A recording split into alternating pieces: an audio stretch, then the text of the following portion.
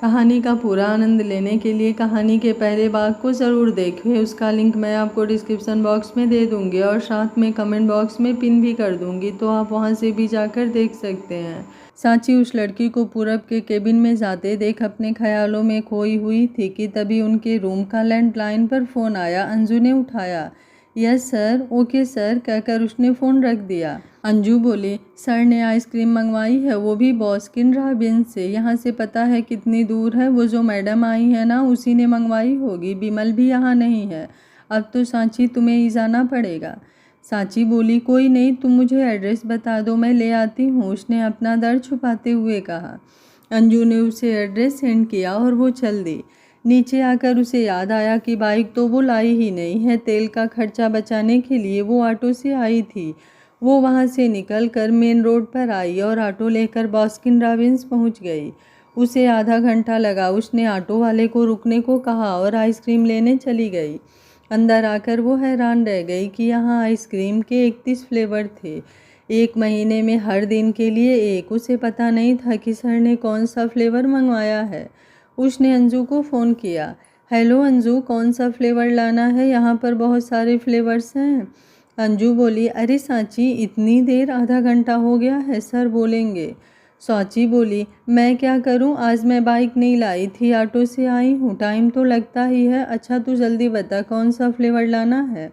अंजू बोली, ये तो मैं पूछना ही भूल गई, अभी पूछ कर बताती हूँ कहकर उसने फ़ोन बंद किया और पूरब को फ़ोन लगाया। अंजू बोली, सर वो आइसक्रीम कौन से फ्लेवर की लानी है?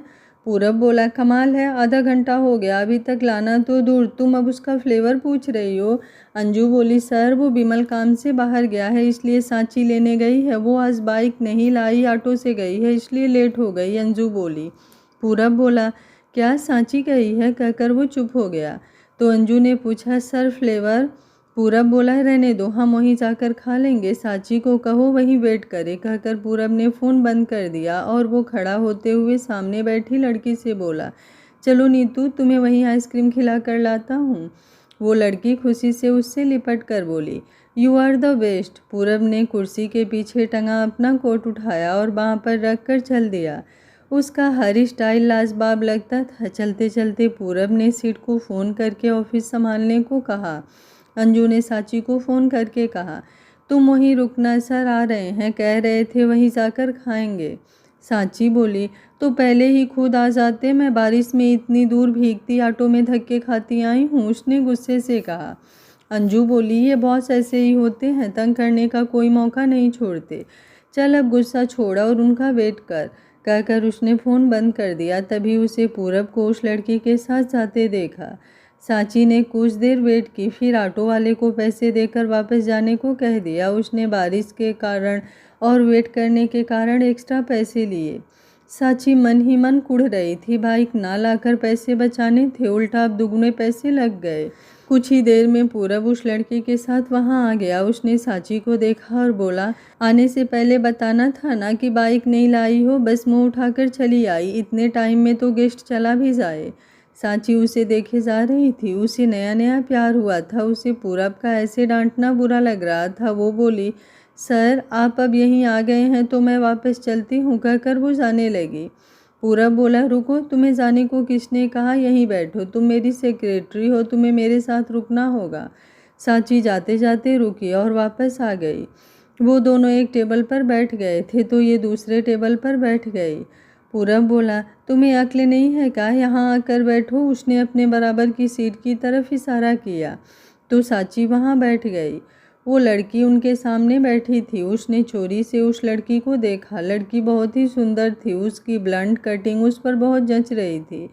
पूरब बोला, नीतू ये मेरी सेक्रेटरी सांची है और सांची ये मेरी दोस्त है। दोनों ने एक दूसरे को हेलो कहा। सांची ने नोटिस किया कि उस लड़की ने उसे घूर कर देखा पर इसने इग्नोर किया। पूरब और वो लड़की आपस में बातें कर रहे थे। वो चुपचाप बैठी सुन रही थी। नीतू बोली, पूरब याद है हम बचपन में अक्सर ये आइसक्रीम खाया करते थे, तुम्हें पसंद नहीं थी, फिर भी मेरे कहने पर तुम खा लेते थे। उसने जानबूझकर सांची को सुनाने के लिए कहा। पूरब बोला, बचपन की बातें बचपन में रह गई, मुझे अब कुछ भी याद नहीं, बस तुमने आइसक्रीम खाने को कहा तो यहाँ ले आया। तुम उन तीनों से मिली? नीतू बोली, नहीं, मैं कल ही आई थी, आते ही सबसे पहले तुमसे मिलने आ गई, उन्हें तो अभी मिलना है। पूरब ने उसी वक्त फ़ोन निकाल कर उन तीनों को मैसेज कर दिया। वेटर ऑर्डर लेने आया तो पूरब ने नीतू को ऑर्डर करने दिया। फिर सांची की तरफ देखकर पूछा, तुम कौन सी लोगी? सांची बोली, जी सर, मैंने ही नहीं लेनी, आप लोग खाइए। वो इतनी देर से उनकी बातें सुनने में मस्त थी। अचानक से पूरब के पूछने पर वो घबरा गई और हकलाने लगी। पूरब बोला, तुम्हें खाने में क्या होता है, हम दोनों खा रहे हैं तो तुम हमें खाते हुए देखोगी ताकि लोग मुझे रूड समझे, कहें कि मैं अपने सुबॉर्डिनेट्स के साथ ऐसा बिहेव करता हूँ। पूरब ने जो आइसक्रीम अपने लिए मंगवाई वही सांची के लिए भी मंगवा ली। पूरब के डांटने पर सांची चुपचाप बैठ गई। नीता उर्फ नीतू सांची को तिरस्कार भरी नज़रों से देख रही थी। उसे पूरब पर गुस्सा आ रहा था कि उसने सांची को अपने साथ क्यों बिठाया। वो तो पूरब के साथ कुछ समय अकेले गुजारना चाहती थी, लेकिन यहाँ से सांची कबाब में हड्डी बन गई। नीतू बोली, पूरब तुम इसके बाद फ्री हो ना, मुझे शहर घुमा लाना। पूरब बोला, सॉरी, तुम्हें पता ही है कंपनी में कितना काम है, मैंने उन तीनों को मैसेज कर दिया है, कोई ना कोई तो आ ही जाएगा। नीतू ने एक बार फिर कोशिश की, पूरब मैं 4 साल बाद आई हूँ और तुम मुझसे ठीक से बात नहीं कर रहे, मैं अंकल से तुम्हारी शिकायत करूँगी।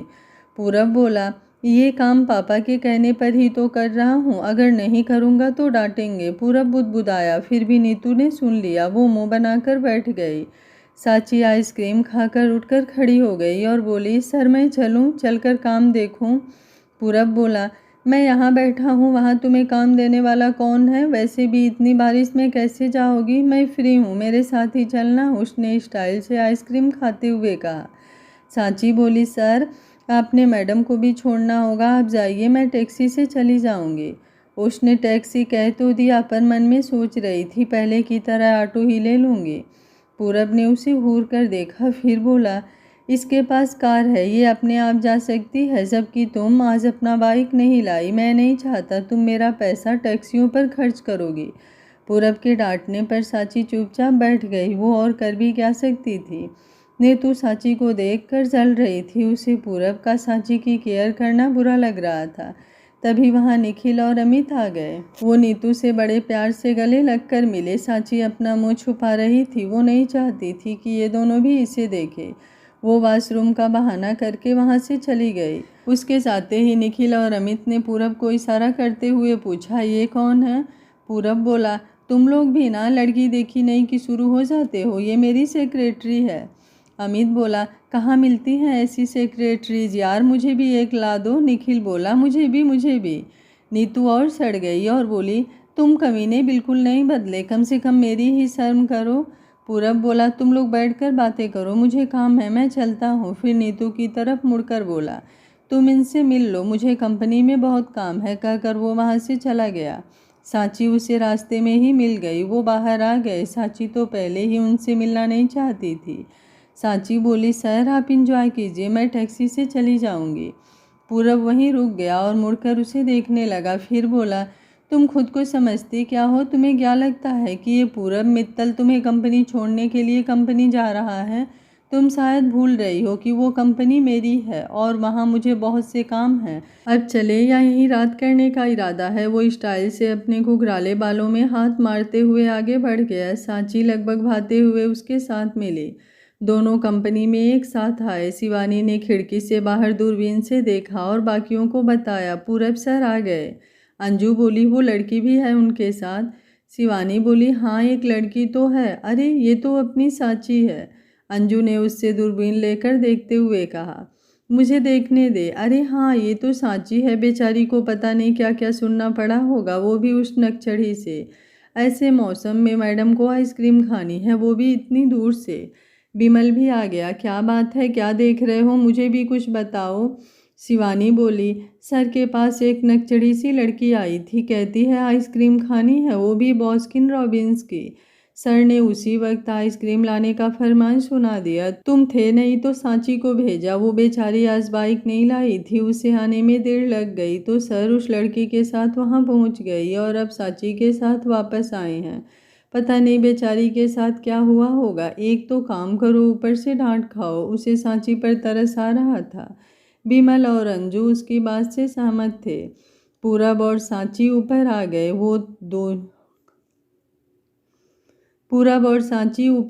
वो तीनों जल्दी से अपने टेबल पर आकर अपने काम में जुट गए। सांची अंदर आई तो तीनों उसके पास आ गए। शिवानी बोली, सर ने डांटा तो नहीं? सांची ने प्यार से शिवानी के कंधे पकड़कर उस पर अपना सिर रख कर कहा, नहीं, अगर कहते भी तो कोई दुख नहीं। मुझे प्यार करने वाली आप जैसी दोस्त जो है मेरे पास, मुझे किसी की डांट का कोई डर नहीं। शिवानी ने भी प्यार से उसके गाल थपथपाए। अंजू बोली, क्या हुआ वहाँ, वो नकचड़ी कहाँ है? सांची बोली, सर ने उसके साथ आइसक्रीम खाई, साथ में मुझे भी दी। कहते हैं नहीं तो लोग कहेंगे कि पूरब मित्तल अपने सुबॉर्डिनेट्स का ध्यान नहीं रखता। शिवानी बोली, वो तो उसके सामने स्टाइन मारने के लिए किया होगा। सांची बोली, पता है, सर ने अपने कुछ फ्रेंड्स बुलाए और उन्हें वहीं छोड़कर वापस आ गए। अंजू बोली, सर के फ्रेंड्स कैसे थे? सर के जैसे ही हैंडसम थे क्या? अंजू ने मचलते हुए कहा। सांची भी बड़े चाव में बोली, हैंडसम से भी ऊपर का कोई शब्द हो तो वो कहो, उन लोगों के आगे हैंडसम शब्द भी कम लगता है। दोनों एक से बढ़कर एक थे। वो तो सर ने आने को कह दिया, मेरा तो मन था और रुकने का। अंजू बोली, हाय काश मैं भी वहाँ होती। क्या वो पूरब सर से भी ज़्यादा हैंडसम थे? सांची मन में पूरब को उनसे कंपेयर करते हुए बोली, नहीं, अपने सर सबसे हैंडसम है, इन जैसा कोई नहीं है। वो पूरब की सूरत में खोई हुई बोली। अंजू बोली, मुझे पता ही था वो सर से हैंडसम नहीं हो सकते। शिवानी बोली, अरे तुम दोनों अब लड़कों की ही बातें करती रहोगी कि कोई काम भी करोगी? वो बांद्रा वाले इलाके की प्रोजेक्ट फाइल तैयार हो गई, अभी सर मंगा लेंगे तो कह देना, सर हमने काम नहीं किया, हम तो आपकी हैंडसमनेस में खोए हुए थे। अंजू बोली, शिवानी इतनी अच्छी बातें चल रही थी, बीच में प्रोजेक्ट की बात घुसेड़ कर सब खराब कर दिया। माना कि आपकी शादी हो गई है इसलिए आप ये बातें कर नहीं सकती, पर हम पर तो तरस खाओ। अंजू शिवानी के आगे हाथ जोड़ती हुई बोली। शिवानी हंसकर सिर पर मारते हुए बोली, तुम्हारा कुछ नहीं हो सकता, सभी काम में लग गए। छुट्टी होते ही सांची अपने फ्लैट में आई और सचिन बनकर क्लब पहुंच गई। अब वहां पर ड्यूटी जो करनी थी, उसने किसी को फ़ोन मिलाया और बोली, आपका काम हो गया है, आप स्टार नाइट क्लब में आ जाइए, मैं आपको यहीं मिलूँगा।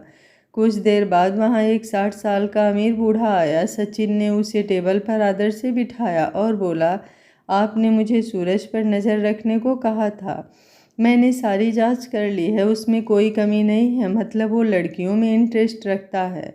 बूढ़ा आदमी बोला, मुझे सबूत दिखाओ। सचिन ने सूरज की कुछ लड़कियों के साथ बातें करते और डांस करते की फ़ोटोज़ उन्हें दी। वो देखकर मुस्कुरा दिए। वो बोले, ये तुमने बहुत अच्छा काम किया है, ये लो अपने पैसे, कहकर उसने कुछ पैसे सचिन को दिए और वहाँ से चले गए।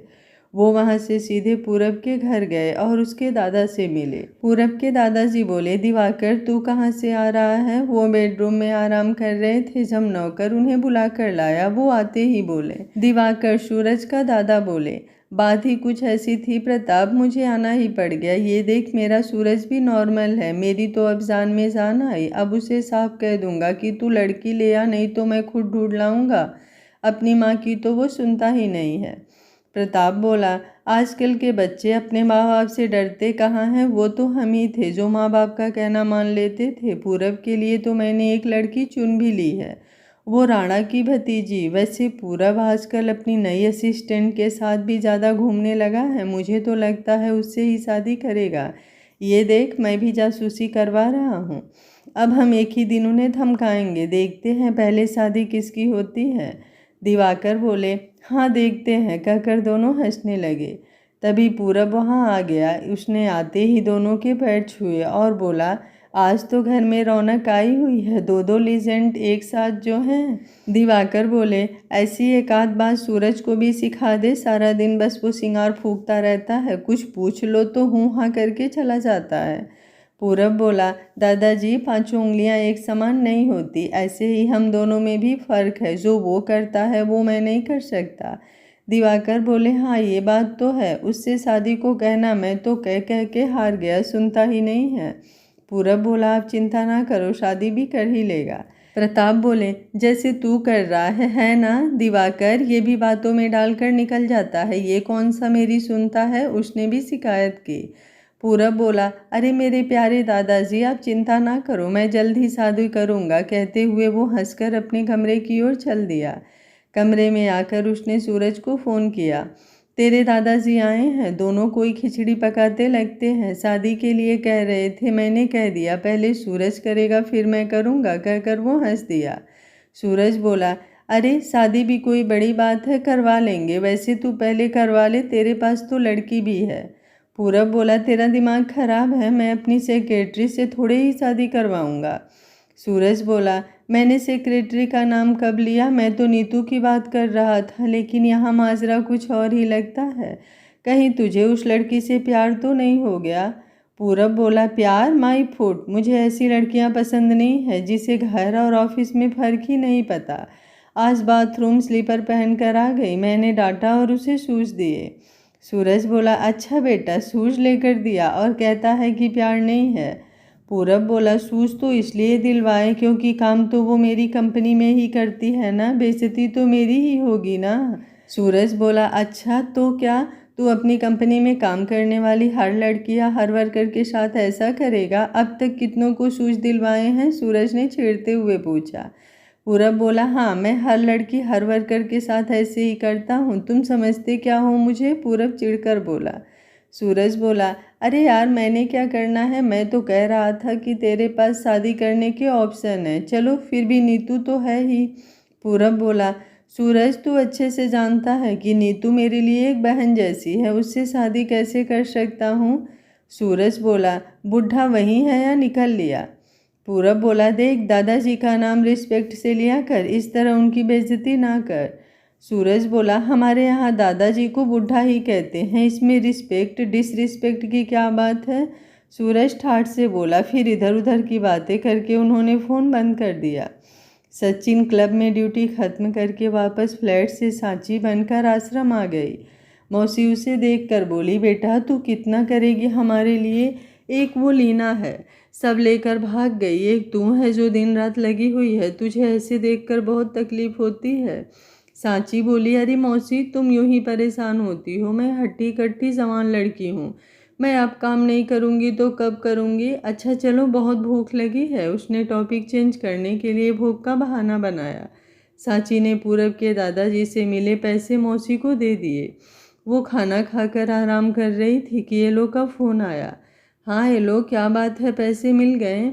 एलो बोला, हाँ पैसे तो मिल गए, वो एक केस आया है, एक आदमी को अपनी पत्नी पर शक है, उसकी जासूसी कराना चाहता है। सांची बोली, ठीक है, ले ले, रेट का तुम्हें पता ही है और काम भी तुम्हें आता ही है, मुझे एक क्लब में मैनेजर की जॉब मिल गई है, मैं वहाँ जाऊँगा, इसलिए ये काम तुम दोनों संभालो, मैं तुम्हारी हेल्प कर दिया करूँगा। कुछ और पूछना है? एलो बोला, नहीं कुछ नहीं पूछना। अच्छा ठीक है, हम क्लब में ही आ जाएंगे, कहकर उसने फ़ोन रख दिया। सांची सोचने लगी कि उसकी लाइफ में कितने मोड़ आए, अब आगे पता नहीं क्या होगा। पूरब का घर दिवाकर के जाने के बाद प्रताप ने पूरब को बुलाया। पूरब नहा धोकर नीचे आया और बोला, हाँ जी दादाजी, आपने बुलाया? दादाजी बोले, यहाँ मेरे पास बैठ। उन्होंने सोफे पर हाथ मारते हुए कहा। पूरब जाकर वहाँ बैठ गया। दादाजी बोले, तेज बिजनेस ट्रिप पर गया है, पता नहीं कब तक वापस आएगा, तू काम पर चला जाता है, मैं सारा दिन घर पर अकेले बोर होता हूँ। पूरब बोला, आप भी कहीं घूमने चले जाओ। पूरब समझ गया था कि वो क्या कहने वाले हैं। दादाजी बोले, मैं चला गया तो तू बिल्कुल अकेला हो जाएगा, इसलिए मैंने सोचा है बहुत हो गया, अब तू शादी कर ले। पूरब बोला, दादाजी शादी के लिए लड़की भी तो होनी चाहिए, वो कहाँ से लाऊं? दादाजी बोले, मैंने तुझे कुछ दिन पहले बता दिया था, अब तक ढूंढी नहीं तूने, अब तुझे मेरी पसंद की लड़की से शादी करनी होगी। पूरब हैरान होकर बोला, आपकी पसंद की लड़की? आपने कौन सी पसंद कर ली? दादाजी बोले, वही तेरे बचपन की दोस्त नीतू। पूरब बोला, नहीं, मैं उसे बहन मानता हूँ, उससे शादी कैसे कर सकता हूँ? दादाजी, मानने से क्या होता है, बहन है तो नहीं ना, शादी हो जाएगी तो सब ठीक हो जाएगा। पूरब बोला, नहीं, मुझे उससे शादी ही नहीं करनी। दादाजी बोले, ठीक है, फिर मेरी बात भी सुन लो, 1 हफ्ते के अंदर लड़की ढूंढकर शादी कर लो, नहीं तो 1 हफ्ते बाद मैं तुम्हारी शादी नीतू से करवा दूंगा, उसका बाप मेरे पीछे पड़ा है। पूरब बोला, दादाजी आप ऐसा कैसे कर सकते हैं, शादी का मामला है, ऐसे जल्दबाजी क्यों करें। दादाजी बोले, जल्दबाजी 2-3 साल में तू 30 का हो जाएगा, अभी भी जल्दी है, मैंने जो कहना था कह दिया, 1 हफ्ते बाद शादी के लिए तैयार हो जाना। कहकर दादाजी उठकर चले गए। पूरब देखता रह गया। वो कमरे में आकर सोचने लगा, 1 हफ्ते में लड़की कहाँ से लाए। दादाजी इस बार सीरियस है, कहीं सच में नीतू से शादी ना करवा दे। नहीं, मुझे उससे शादी नहीं करनी। वो टेंशन में कमरे में चक्कर काटने लगा। तभी उसे सूरज की बात याद आई। वो सांची की बात कर रहा था। सांची अच्छी लड़की है, क्यों ना उससे बात करके देखूं। वो सोच रहा था, क्या सांची आसानी से मान जाएगी। अरे अगर नहीं मानेगी तो उसे मना लेंगे, वो मेरी कर्जदार है, मान ही जाएगी। अगर मैं उसे भी मना ना सका तो मेरे बिजनेस टाइकून होने का क्या फ़ायदा। अगले दिन उसने ऑफिस में आते ही सोचना शुरू किया कि वो उससे बात कैसे शुरू करेगा। फिर उसने सीट को बुलाया। सीट, तुमसे एक बात करनी है। दादाजी ने मुझे 1 हफ्ते का अल्टीमेटम दिया है। कहते हैं कि मैं 1 हफ्ते में कोई लड़की ढूंढकर शादी कर लूँ, नहीं तो वो मेरी शादी नीतू से कर देंगे। अब तुम तो जानते हो कि नीतू को मैं बहन मानता हूँ। सिड ने मन में सोचा, सर मुझे क्या पता आप नीतू को क्या मानते हो, पर वो ये कह नहीं पाया और बोला, सर फिर आप क्या करोगे। सर मैं कोई लड़की ढूंढूं। पूरब चाहता था कि सिड खुद से सांची का नाम ले, इसलिए बोला, अपने डिपार्टमेंट में है कोई ऐसी लड़की जो मुझसे शादी कर सके। सिड बोला, सर अपने डिपार्टमेंट में, पर सर शिवानी तो शादीशुदा है। हाँ, अंजू से बात कर सकते हैं। पूरब को सिड से ऐसी उम्मीद नहीं थी। उसे सिड पर कम और खुद पर ज़्यादा गुस्सा आया कि उसने इससे पूछा ही क्यों। पूरब बोला, नहीं, अंजू से शादी करने से बेहतर तो नीतू से शादी करना है। कम से कम उसकी पर्सनालिटी तो है। शिवानी या अंजू के सिवा कोई और नहीं है क्या। उसने फिर से सिड की तरफ पासा फेंका। सिड कुछ सोचकर बोला, सर और तो कोई नहीं है, बस बिमल ही बचा है। उसने तिरछी नज़रों से पूरब को देखते हुए कहा। पूरब ने एक फाइल उसकी तरफ फेंकी और बोला, दफ़ा हो जाओ, तुमसे तो पूछना ही बेकार है। सिड जाने लगा और जाते जाते मुड़ा और बोला, सर वैसे सांची भी है, पर उसकी उम्र कुछ कम है। पूरब बोला, उम्र से क्या मतलब है तुम्हारा। तुम ये कहना चाहते हो कि मैं बूढ़ा हो गया हूँ। हम दोनों में 6-7 साल का ही फर्क होगा, ये कोई ज़्यादा होता है। पहले तो लड़का लड़की की उम्र में 15-15 साल का फ़र्क हुआ करता था। बात करता है उम्र की। सिड बोला, सर मैं जाऊं। पूरब बोला, ऐसा करो, सांची को अंदर बुलाओ, उससे पूछ कर देखते हैं। सिड बोला, सर एक सलाह दूं, यहाँ वो माहौल नहीं बनेगा। आप ऐसा कीजिए, उसे कहीं बाहर ले जाइए, थोड़ी शॉपिंग करवाइए, खाना खिलाइए, अगर हो सके तो मूवी दिखाइएगा। उसे लगे कि आप लोग डेट पर आए हैं, फिर उसे बताइएगा, वो ना नहीं करेगी। पूरब ने उसकी ध्यान से सोचा तो उसे उसकी बात ठीक लगी। उसने सिर हिलाया और बोला, ठीक है, उसे अंदर भेजो। कभी कभी अक्ल वाली बात कर ही जाता है। सिर ने जाकर सांची को भेज दिया। वो सिर मारता हुआ सोचने लगा, इन अमीर लोगों का भी पता नहीं क्या चलता रहता है, क्या क्या करते रहते हैं। सांची ने दरवाजे पर नॉक किया। पूरब बोला, कम इन। सांची अंदर आकर खड़ी हो गई। पूरब ने उसे ऊपर से नीचे तक देखा, फिर बोला, मेरे साथ बाहर चलो। सांची ने हैरान होकर पूछा, जी। पूरब बोला, मीटिंग के लिए जाना है। पूरब ने अकड़ कर कहा।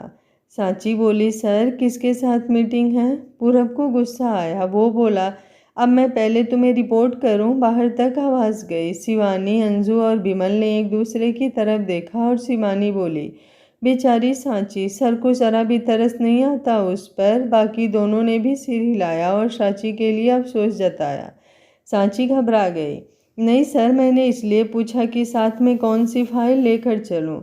पूरब बोला, अपना बैग ले लो, बस किसी फाइल की ज़रूरत नहीं है। कहकर पूरब बाहर निकल गया। सांची भागती हुई अपने टेबल पर गई और अपना बैग उठाकर पूरब के पीछे भाग ली। पीछे तीनों ने आह भरी। सांची पूरब के साथ लिफ्ट में अकेली थी। भाग कर आने से उसकी सांस फूल गई थी और धड़कन तेज थी।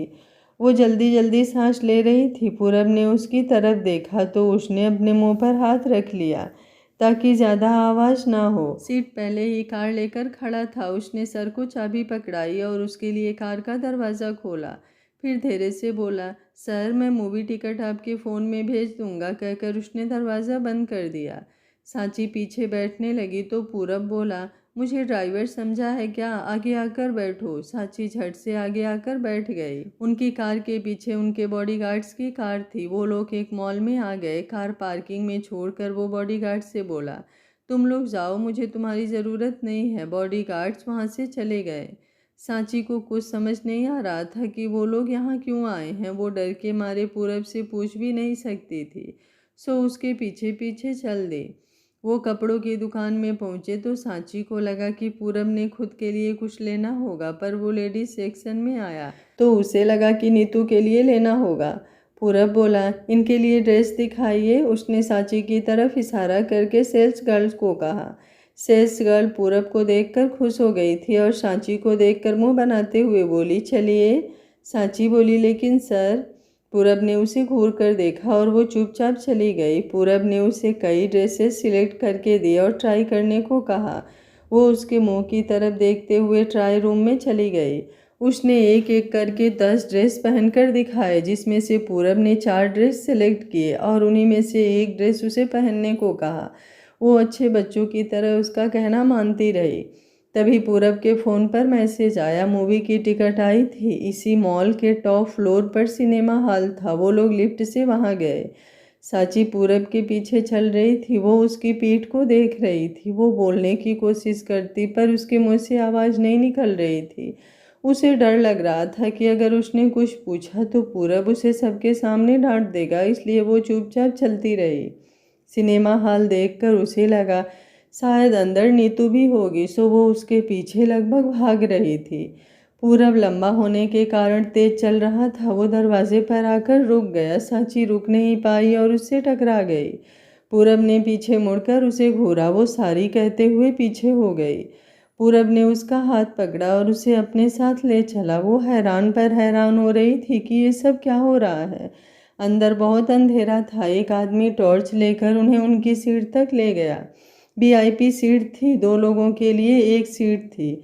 सीट क्या शानदार सोफा था। वो उन्हें वहां बिठाकर चला गया। सीट तंग थी। सांची ने पूरब की तरफ देखा, फिर इधर उधर की सीट्स देखने लगी। पूरब ने उस आदमी से पूछा, ये सीट टाइट है, कोई और सीट नहीं है? वो बोला, नहीं सर, कोई और सीट नहीं है। वैसे भी एक कपल सीट है, आपने यही सीट बुक करवाई थी। पूरब दिल ही दिल में सीट को गालियां निकाल रहा था कि क्यों उसे सीट बुक कराने को कहा था। अलग अलग वाली करवा देता, ये मेरे बारे में क्या सोचेगी। अभी मूवी स्टार्ट नहीं हुई थी। उसने सीट को मैसेज किया। कपल सीट क्यों की? सीड ऑफिस में फाइल संभाल रहा था। उसने मैसेज देखा तो घबरा गया। उसे पूरब के गुस्से से भरा चेहरा नजर आने लगा।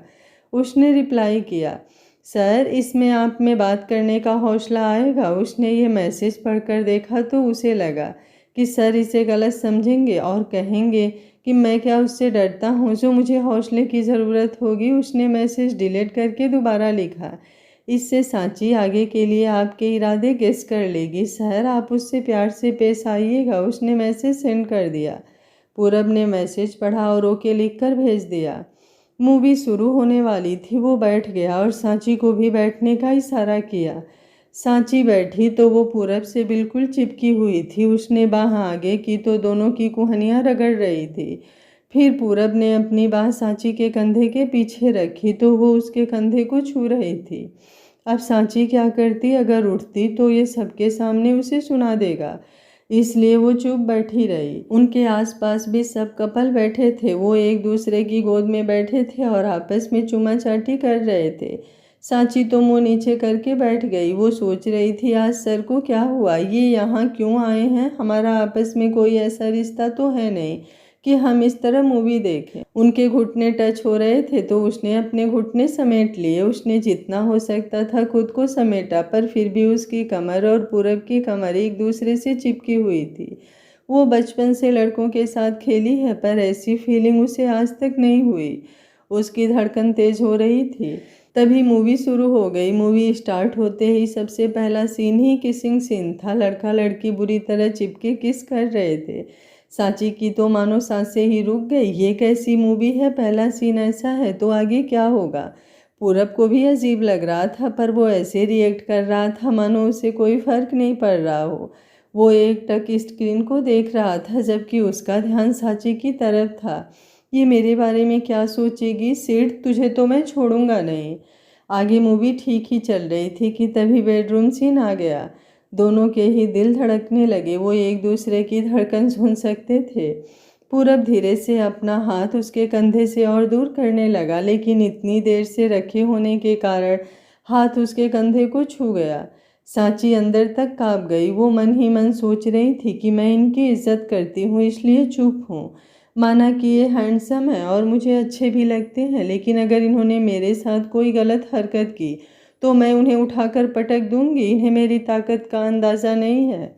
वो सोच ही रही थी कि पूरब खड़ा हो गया और उसका हाथ पकड़कर बोला, चलो, और उसे खींचता हुआ अपने साथ बाहर ले आया। जब उसने सांची का हाथ छोड़ा तो उसने दोनों हाथों में उसका हाथ पकड़ लिया और उसे पटकने ही वाली थी कि पूरब ने उसे चलने को कहा। तब उसे पता चला कि वो तो बाहर जा रहा है। वो बाहर आ गए तब पूरब बोला, सिड ने मूवी बुक करवाई थी, मुझे नहीं पता था इस तरह की है, कहकर वो आगे चल दिया। वो सोच रहा था कि वो इसे सफाई दे रहा है। सांची भी यही सोच रही थी कि ये मुझे क्यों बता रहा है। वो लोग एक रेस्टोरेंट में आए। पूरब ने वहाँ एक से बढ़कर एक डिश ऑर्डर की। सांची गिलास उठाकर पानी पीने लगी। तभी पूरब सांची से बोला, सांची, तुमसे एक बात करनी है, क्या तुम मुझसे शादी करोगी? सांची ने पानी की पिचकारी उस पर मारी और बोली, क्या? उसने देखा कि पूरब के कपड़े गीले हो गए थे तो वो उठकर नैपकिन पेपर से उसके कपड़े साफ करने लगे। पूरब ने हाथ खड़ा करके उसे बैठने का इशारा किया और बोला, मैं तुमसे पूछ रहा था कि तुम्हें मुझसे शादी करनी होगी, उसने जोर देकर कहा। सांची ने हैरान होकर पूछा, क्यों? पूरब उसी तरह अकड़ कर बोला, क्योंकि तुम मेरे साथ डेट पर आई हो तो अब शादी भी करनी होगी।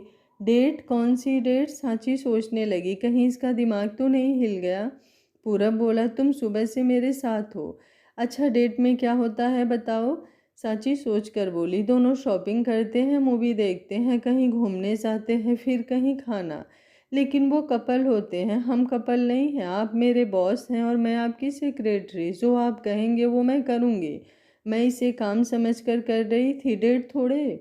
पूरब बोला, अब तुम इसे कुछ भी कह लो, पर यह बात सच है कि तुम मेरे साथ डेट पर आई हो, तुम्हें मुझसे शादी करनी ही होगी। सांची बोली, सर, अचानक से ये क्यों? मैंने आपको कभी कुछ नहीं कहा, ना ही और लड़कियों की तरह आपके पीछे पड़ी।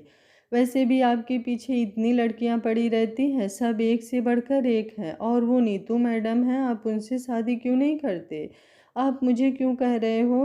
पूरब बोला, मैंने तुमसे राय नहीं मांगी, ना ही कह रहा हूँ कि तुम उन लड़कियों से सुंदर हो। मैंने तुम्हें इसलिए कहा है क्योंकि मेरे दादाजी ने मुझसे 1 हफ्ते में शादी करने को कहा है। इतनी जल्दी मैं किसी लड़की को मना नहीं सकता। बस एक तुम हो जिसे मैं कह सकता हूँ। उसने सारी बात सच सच बता दी। सांची सोचने लगी कि अगर ये खुद से चल कर आया है तो कुछ शर्तें अपनी भी मनवा लेते हैं। वो बोली, लेकिन सर, मैं तो आपकी कर्जदार हूँ। पूरब बोला, अगर तुम शादी के लिए हाँ करती हो तो सारा कर्जा अपने आप माफ़ हो जाएगा। तुम्हें एक बात अभी क्लियर कर दूँ, मैंने तुम्हें इसलिए चुना है क्योंकि तुम्हें भी ज़रूरत है, लेकिन ये शादी सिर्फ नाम की होगी। मैं तुम्हें किसी बात से नहीं रोकूंगा और तुम मुझे मत रोकना। हम जो चाहे कर सकते हैं। 1 साल का कॉन्ट्रैक्ट होगा, उसके बाद जब तुम्हारा दिल करे तुम मुझे तलाक देकर अलग हो सकती हो। सांची खुश हो गई, ये तो बढ़िया है, चित भी अपनी पट भी अपनी, कर्जा भी माफ़ हो जाएगा और अपने काम भी करती रहूँगी। लेकिन ऊपर से उसने खुशी जाहिर नहीं की। वो बोली, सर, लेकिन मेरी नौकरी का क्या होगा? पूरब बोला, तुम ऐसे ही जॉब करते रहना, और हाँ, एक बात सुन लो, इस शादी के बारे में किसी को मत बताना, किसी को भी नहीं, समझी? उसने जोर देकर कहा। सांची बोली, लेकिन मेरे आश्रम में तो सबको पता चलेगा ही, क्या उन्हें भी नहीं बताना? शादी इतने धूमधाम से होती है और आपकी शादी तो सारे मीडिया में फैल जाएगी, तो हम छुपा कैसे सकते हैं? उसने खाना खाते हुए कहा। पूरब बोला, हम कोर्ट मैरिज करेंगे, मेरे खास दोस्त होंगे और कोई नहीं होगा। तुम भी अपनी किसी खास फ्रेंड को बुलाना चाहो तो बुला सकती हो, जो ये बात किसी को ना बताए। उसने उसका चेहरा देखते हुए कहा। सांची सब समझ गई थी। सांची बोली, मेरी एक ही फ्रेंड है, उसे इंग्लैंड के एक जोड़े ने गोद ले लिया था, वो वहीं पर है। उसने अपनी फ्रेंड को याद करते हुए कहा। पूरब बोला, तुम शादी के लिए तैयार हो? सांची बोली, हाँ जी, अब करनी ही पड़ेगी। उसने जताया कि वो मजबूरी में करेगी। पूरब बोला, ठीक है, अब ऑफिस जाकर किसी को कुछ भी मत बताना, मैं तुम्हें कॉन्ट्रैक्ट भिजवा दूंगा, उसे पढ़कर साइन कर देना, फिर कल कोर्ट में जाकर शादी कर लेंगे। सांची खाना खाते हुए सिर हिलाए जा रही थी। वो खाना ऐसे खा रही थी मानो सदियों से भूखी हो। पूरब उसे देखता रह गया। उसने सोचा नहीं था कि ये इतना खाती है। वापस आते वक्त सांची अपने आप आगे बैठ गई। अब उसे अच्छा सा लगने लगा था। उसकी ज़िंदगी में बहुत कम सपने थे। शादी करना उन्हीं सपनों में से एक था। बचपन से अनाथ आश्रम में रहने के कारण उसके मन में हमेशा से यही सपना था कि उसकी अपनी फैमिली हो। तब मौसी ने बताया था कि जब तेरी शादी होगी तो उस लड़के की फैमिली भी तेरी अपनी होगी। बस तब से वो शादी के सपने देखने लगी थी। वो खुश थी। पूरब भी खुश था कि इसे वो जैसे चाहेगा वैसे चला सकता है। कोई और लड़की होती तो जाने कितने पैसे मांगती। पैसे की भी बात नहीं है, कम से कम ये पापा और दादाजी को खुश तो रखेगी। ये अच्छी लड़की है। अब मुझे जाकर सारा बंदोबस्त करना होगा। वो लोग ऑफिस रुके तो वो बोला, पहले तुम चली जाना, मैं बाद में आता हूँ। कार रुकते ही वो कार से उतरकर ऐसे भागी मानो कैस से छूटी हो। पूरब उसे जाता हुआ देखता रह गया। ऊपर से शिवानी और अंजू देख रही थी। उन्होंने सांची को कार से उतरकर भागते देखा तो उन्हें उस पर तरस आया। शिवानी बोली, इस खड़ूस सर ने उस बेचारी की रेल बना रखी है। एक बार मैंने सर से कहा था कि सर आप हम तीनों में से किसी को ले जाया करो, इस बेचारी को कुछ नहीं पता। तो पता है, कहते हैं कि अगर इसे यहाँ छोड़ दिया तो यहाँ के काम कौन करेगा? अगर जाएगी तो कुछ सीखेगी ही। अंजू बोली, सच में बेचारी की बहुत बेइज्जती करता है ये घटिया बंदा। वो लोग खिड़की से हटकर अंदर आ गई और सांची के लिए पानी डालकर रख लिया। उसके आते ही उसे पानी दिया। विमल ने पूछा, सर कहाँ ले गए थे? शिवानी बोली, तुमसे कितनी बार कहा है इससे इस बारे में कुछ मत पूछा करो। सर मना करते हैं इसे बताने को, इसे पूछकर फंसाया ना करो। विमल बोला, ओके सॉरी, आगे से नहीं पूछता। कहकर विमल अपनी सीट पर बैठ गया। शिवानी ने सांची को पानी दिया। सांची ने पानी पिया और लंबी लंबी सांस ली। सब शांति से बैठ गए। पूरब कमरे की तरफ जाते हुए उनके दरवाजे तक आया और बोला, विमल सीट को बुलाओ। कहकर वो अपने कमरे में चला गया। सांची नजरें चुराकर उसे देख रही थी। कल इतने हैंडसम लड़के से मेरी शादी हो जाएगी। पूरब के कुछ देर बाद सीट आ गया। उसने दरवाजे पर नॉक किया।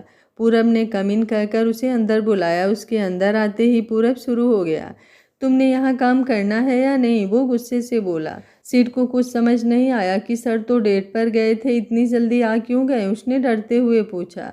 क्यों सर, क्या हुआ? पूरब बोला, क्या हुआ? तूने किस फिल्म की टिकट बुक कराई थी? सीट बोला, वो सर बाकी सब बुक थी, बस इसी मूवी की एक टिकट बची थी सो ले दी। सर आप जल्दी क्यों आ गए? बस यही पूछकर उसने मुसीबत मोल ले ली। पूरब बोला, क्यों आ गया? फ़ोन में वो मूवी खोल कर देख। अगर तू ऐसी मूवी मेरे सामने देख लेगा तो मैं तुझे कुछ नहीं बोलूँगा। लगा कर देख। उसे बहुत गुस्सा आया हुआ था। सिड ने फ़ोन खोलकर उसका ट्रेलर देखा। उसने पहला सीन देखते ही फ़ोन बंद कर दिया। सच में उसे पता नहीं था कि ये मूवी ऐसी है। वो सर झुकाकर बोला, सॉरी सर, मुझे नहीं पता था ये ऐसी मूवी है। आप कल चले जाइए, मैं सब देखकर बुक करवा देता हूँ। पूरब का गुस्सा थोड़ा ठंडा हो गया। वो बोला, नहीं कल ज़रूरत नहीं है, यहाँ बैठो और ध्यान से सुनो। एक कॉन्ट्रैक्ट बनाओ, मेरी और सांची की शादी का कॉन्ट्रैक्ट बनवाओ। ये पेपर पकड़ो, ये शर्तें लिखवाना। कहकर उसने एक पेपर उसे पकड़वाया। सीट वो पेपर लेकर चला गया। उसने बाहर जाकर गहरी सांस ली। सीट कॉन्ट्रैक्ट बनाते हुए उसे पढ़कर हैरान हो रहा था। ऐसी शर्तें कौन रखता है? हर बात पर तलाक देने की बात की है। ये शादी का कॉन्ट्रैक्ट कम, तलाक का ज़्यादा लग रहा था। उसने मन में सोचा, ये अमीर लोग हर सदी में ऐसे ही थे। जब ये राजा महाराजा होते थे तब भी शर्तों पर शादी करते थे, और आज भी ऐसा ही है। चलो छोड़, हमें क्या लेना।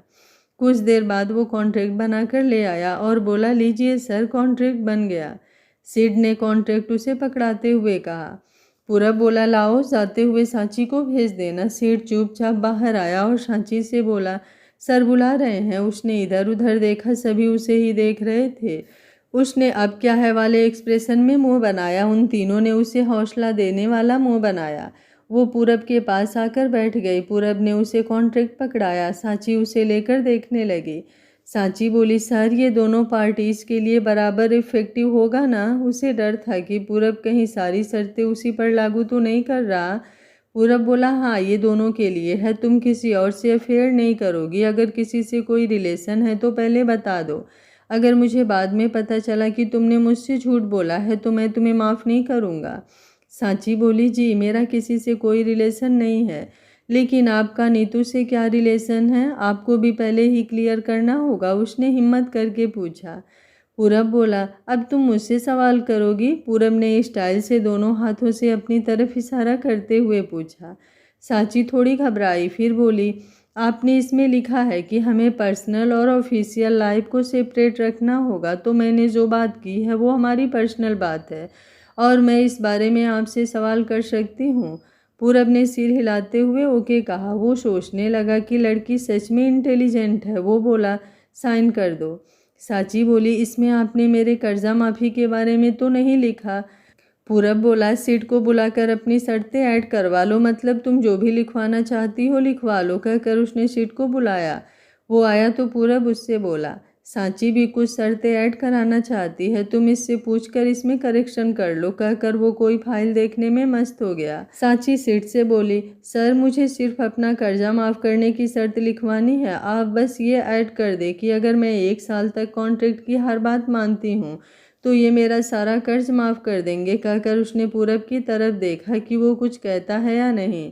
पूरब बोला, ठीक है ये ऐड करवा कर इसके साइन करवा लो, कहकर उसने सीट को बाहर भेज दिया। फिर उसने फाइल एक तरफ रख कर सांची की तरफ देखा। सांची उसी की तरफ देखकर सोचे जा रही थी। भगवान ने उसकी सुन ली। अभी 2 दिन ही हुए, उसे लगा था कि उसे पूरब से प्यार हो गया है और आज इसने शादी के लिए भी प्रपोज कर दिया। चाहे वो किसी भी रीज़न से मुझसे शादी करना चाहता है, पर मैं तो इसे पसंद करती हूँ। सच में भगवान जी आप ग्रेट हो। वो उसे देखे जा रही थी और सोचे जा रही थी। उसी वक्त पूरब ने उसकी तरफ देखा। दोनों की आंखें मिली तो सांची ने घबरा कर आंखें झुका ली। वो घड़ी देखने लगी, छुट्टी हो गई थी, उसे सचिन बनकर क्लब भी जाना था। सांची बोली, सर मैं जाऊँ? उसने डरते हुए पूछा। पूरब बोला, ये शर्त ऐड करने के बाद कॉन्ट्रैक्ट ओके है? सांची बोली, जी सर। पूरब बोला, ठीक है, तुम जाने से पहले सीट के पास जाकर साइन कर दो और कल सुबह कंपनी मत आना, सीधे कोर्ट पहुंच जाना। सांची ओके कहकर चली गई। वो सीट के पास गई, कॉन्ट्रैक्ट चेक किया और साइन करके वहाँ से निकल गई। वो सीधा अपने फ्लैट में पहुंची, जल्दी से अपना गेटअप चेंज किया और क्लब पहुंच गई, या कहिए पहुंच गया। वो जैसे ही अंदर आई तो सामने उन चारों को बैठा देख घबरा गई, लेकिन वो अपने कपड़े सेट करते हुए आगे बढ़ी और हमेशा की तरह सूरज के पैरों को हाथ लगाया। सचिन बोला, क्या बात है, आप सब आए हैं? आज आसमान तो बिल्कुल सफाचट होगा, है ना? चारों ने एक दूसरे की तरफ देखा, फिर सचिन की तरफ देखा। तब अमित बोला, हमारे आने से आसमान का क्या लेना देना? सचिन बोला, आसमान का लेना क्यों नहीं है? वो देखो उसके सारे तारे हमारे छत पर आप चारों को जो देखने आ गए, बाकी का आसमान तो खाली हो गया। वो हंसते हुए बोला। निखिल बोला, यार तुम जितने प्यारे हो बातें भी उतनी ही प्यारे करते हो।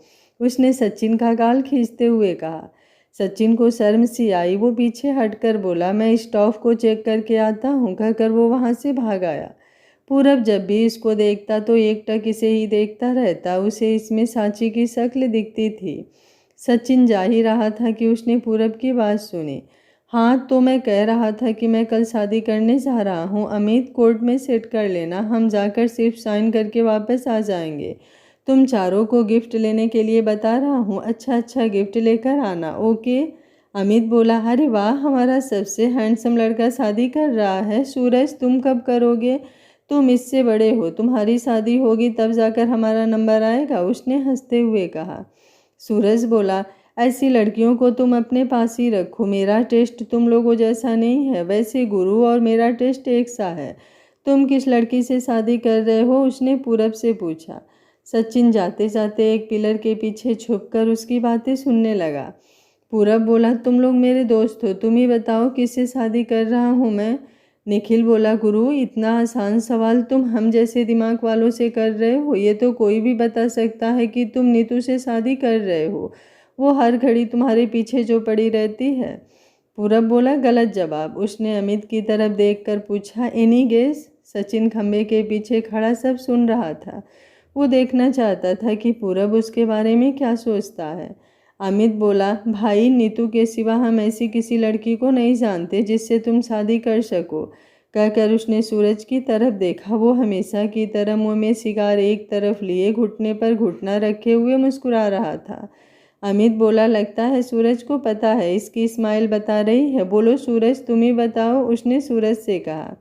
सूरज ऐसे ही स्टाइल से मुस्कुराते हुए बोला, मैंने ही इसे सलाह दी थी, तो तुझे पता ही है, वही लड़की जो इसकी सेक्रेटरी है। क्यों गुरु? उसने पूरब से पूछा। सभी उसकी तरफ देखने लगे। पूरब बोला, हाँ, अब दादाजी ने एकदम से फरमान जारी कर दिया। क्या करता? इतनी जल्दी कहाँ से लड़की लाता? बस एक यही मिली, सो इसी से काम चलाना पड़ेगा। सांची का दिल बहुत दुखी हुआ। उसे पता नहीं था कि पूरब के दिल में उसकी ये वैल्यू है। अगर उसकी जगह कोई और सेक्रेटरी होती तो वो उससे भी शादी कर लेता, और मैं ही बेवकूफ़ हूँ जो उससे प्यार कर बैठी।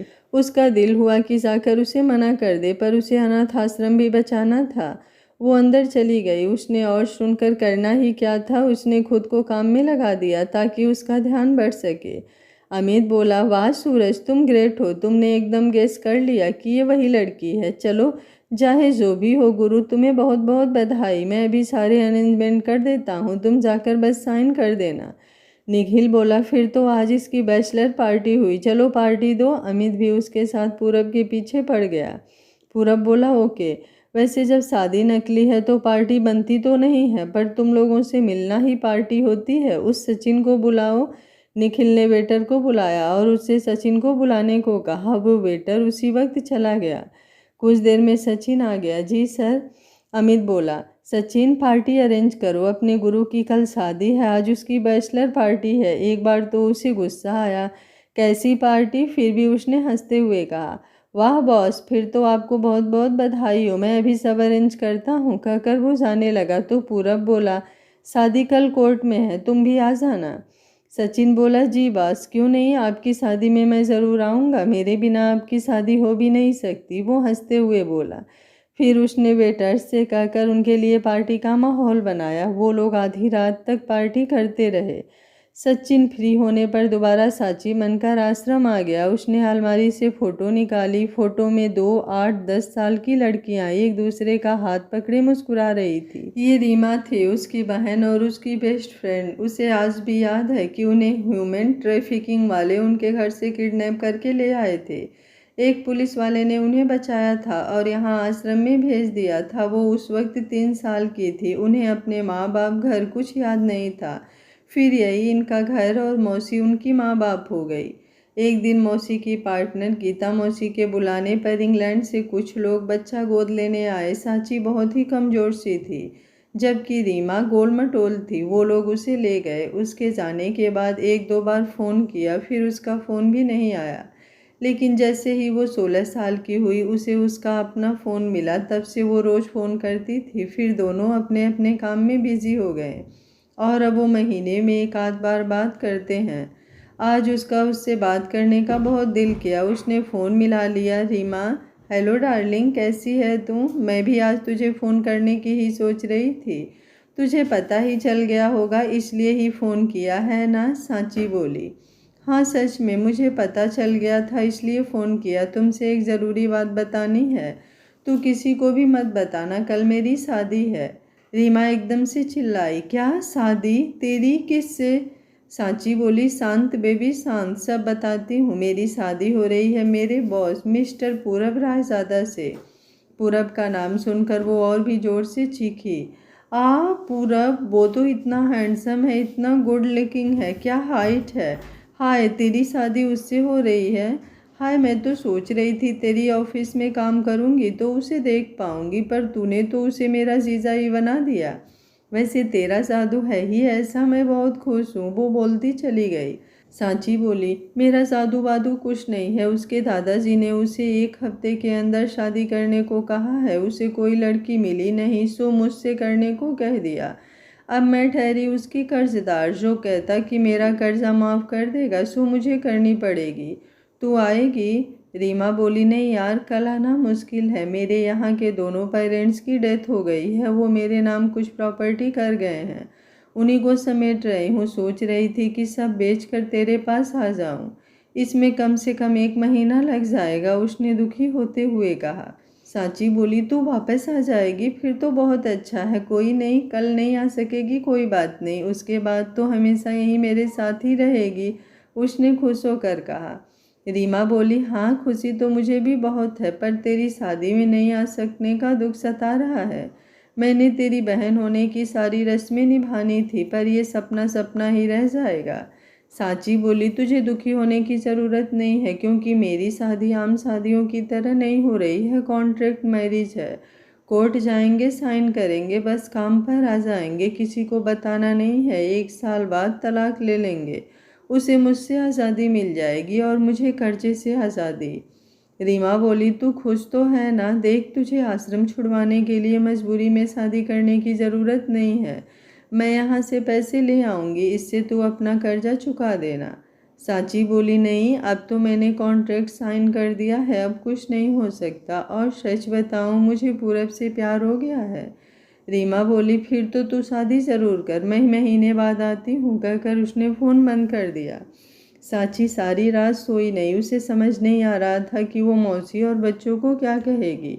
उसने कई बहाने सोचे, पर कोई भी जचा नहीं। वो ये भी सोचती रही कि वो पूरब के साथ उसके घर में कैसे रहेगी, पूरब उसके साथ कैसा बर्ताव करेगा। वो शादी की पहली रात के बारे में सोचकर शर्मा गई। उसके मन में पूरब के साथ ज़िंदगी गुजारने के सपने घर बनाने लगे।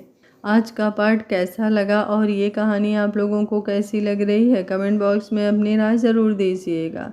कल का पार्ट जल्दी देखने के लिए कमेंट बॉक्स को अपने प्यारे प्यारे कमेंट से भर दीजिए और वीडियो को ज़्यादा से ज़्यादा लाइक और अपने फ्रेंड दोस्तों के साथ शेयर ज़रूर करिएगा, जिन्हें कहानी सुनना पसंद हो। चलिए मिलते हैं कहानी के अगले पार्ट में कल। तब तक स्वस्थ रहिए, मस्त रहिए, अपना ख्याल रखते रहिए। Thank you for watching.